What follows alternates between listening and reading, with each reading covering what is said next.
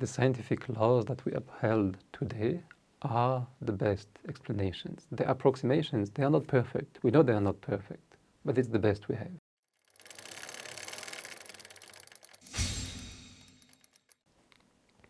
Bismillahirrahmanirrahim. Assalamu alaikum wa rahmatullah. So in the chapter 2, the first section, the fringes of our perception. So as a human, I perceive my environment through my senses, whether it is touch, sight, hearing, etc., which are naturally restricted. I cannot see through the walls, for example. I cannot hear the footstep of an ant. But technological advances, technology allows me to overcome these limitations and to push them further. And as a result, they help me to see new phenomena and new boundaries. The following are a few examples to illustrate the limits of our physical law. So I'll go through a set of maybe 3 main examples just to prove the point, to show these limitations. So the first one, at the frontier of the extreme. So scientific theories only describe what we perceive from the world. They are thus contextual in the sense that they evolve as a function of new scientific discoveries. New discovery, new ways how to see the world. For example, people in the past used to live in a geocentric world, the Earth at the center and everything else revolving around. Then Copernicus came and shake all of this a bit and said, no, maybe the sun is at the center. And then others liked the idea, took it upon them to prove it, and succeeded in proving that, yes, the sun is actually at the center of our solar system, and then everything else revolves around. So new theories, new ways of to see the world. We call these paradigms, new scientific paradigms. So for example, unlike the microscopic world in which I evolve, the world of the infinitely small is quantized.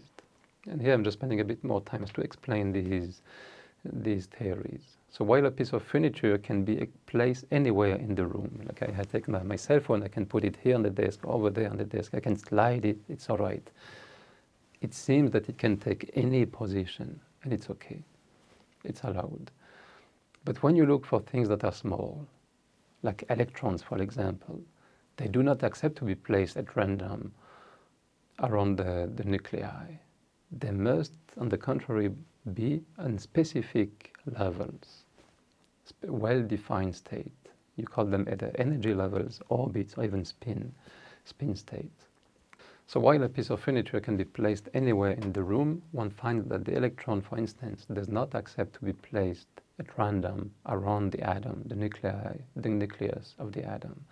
So for example, if I take my phone, let's say I'm the nuclei, I'm the center of the atom, where the protons and neutrons are. And the phone is the electron, and it's moving around me. It cannot move randomly around. It has to be in specific orbitals, in specific energy levels. And it can only jump from one level to another level.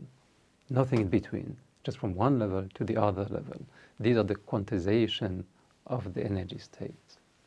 It's like if you go up the ladder, you have to put your foot on the step, on the bar. If you put your foot in between 2 bars, it doesn't stay.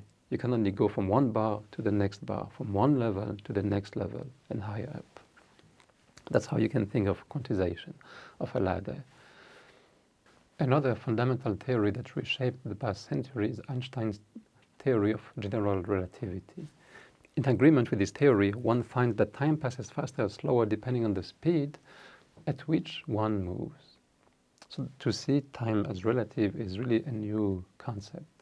Intuitively, time is the same. When you see a lightning at a certain instant that strikes at a certain instant, that you assume that instant, that moment, is the same, that everyone around will see the light at the same time.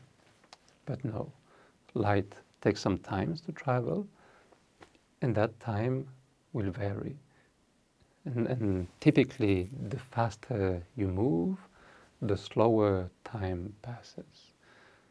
That's the typical example of having 2 brothers, twins. One stays on Earth, the other one travels at a relativistic speed in space and then comes back to Earth. the one that travels, when it comes back, will be younger than the one who stayed on Earth.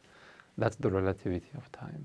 The time that passes from me is not the same that passes for you. Maybe in our everyday life, sure, we don't see the difference. It's not really perceptible. But modern science, again, tells you that this feeling of the time passing the same way for everyone is an illusion. So this new theory compelled the scientists to correct the intuitive Newtonian notions that had prevailed for centuries, because they could not explain new phenomena studied at the time. They couldn't explain how molecules come together to form new molecules, new proteins. They couldn't explain this relativity of time. In other words, our theory and physical laws are a function of our awareness of the physical world.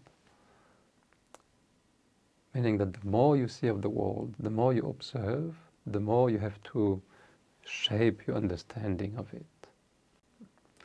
So definitions, scientific definitions, are either refined or changed according to new discoveries.